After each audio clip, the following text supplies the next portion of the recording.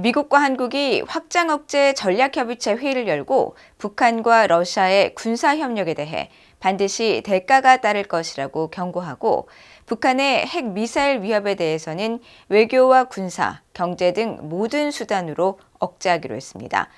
인천 상륙작전 전승 행사를 주관한 한국의 윤석열 대통령은 한미일 안보 협력을 더욱 강화하면서 북한의 위협에 대한 압도적인 대응 역량을 확보해 나갈 것이라고 밝혔습니다.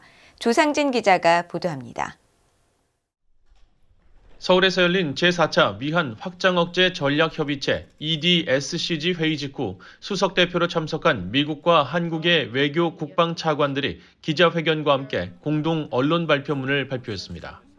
이들은 북한과 러시아의 군사협력 문제를 정면으로 규탄하고 분명한 대가가 뒤따를 것이라고 경고했습니다. We strongly condemn the escalation in DPRK Russia's defense and political cooperation, and discuss today how to counter Russia's facilitation of the DPRK's unlawful nuclear and ballistic missile programs and DPRK assistance to Russia's illegal war effort in Ukraine. 러북한 군사협력은 안보리 결의의 엄중한 위반이며 러시아가 비확산 체제 창설의 당사자이자 안보리 상임이사국의 일원으로서 책임 있게 행동해야 된다는 데 의견을 같이 하고 워싱턴 선언에 따라서 한미 간 관련 정보를 긴밀히 공유하면서 안보리 결의의 엄중한 위반에 대해서는 분명한 대가가 따르도록 공조해 나가기로 하였습니다.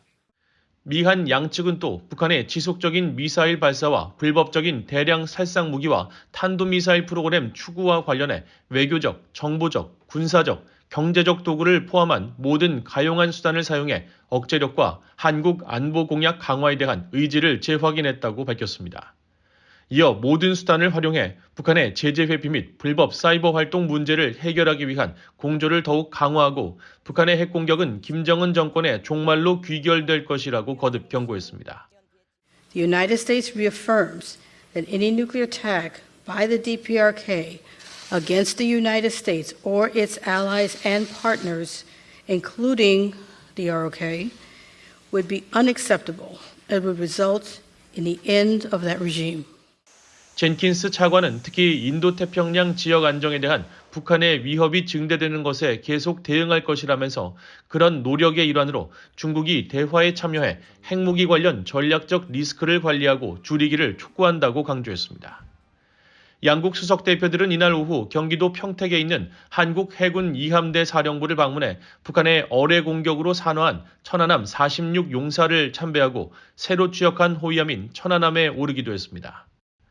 이런 가운데 한국 윤석열 대통령은 이날 인천항 수로에서 인천 상륙작전 전승 행사를 직접 주관했습니다.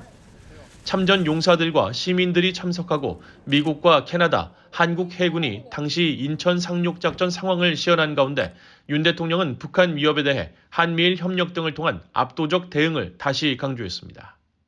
북한은 핵과 미사일 능력을 고도화하면서 대한민국 타격을 공공연히 운운하는 등 군사적 위협을 더욱 노골적으로 드러내고 있습니다.